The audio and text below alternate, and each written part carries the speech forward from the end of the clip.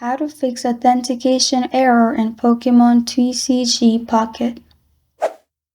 Hi everyone, I'm here to assist you today. Without any delay, let's jump right in. First, open Pokémon TCG Pocket. Then click on three lines at the bottom right corner of your screen.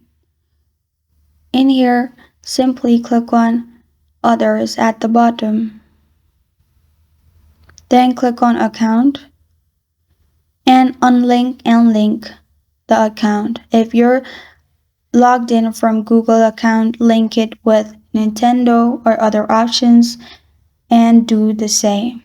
After you have done that and it's still not working, what you can do is go back and uninstall the app and reinstall it again and log into your account and see if it fixes your problem. After that, open the app, click on three lines at the bottom right,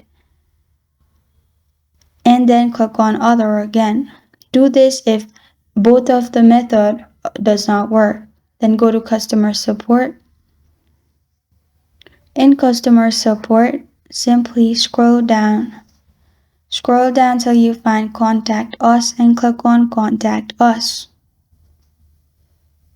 In here, add everything, your information, and in the descriptions, you can add, I have authentication error in my account. Please fix this and send it.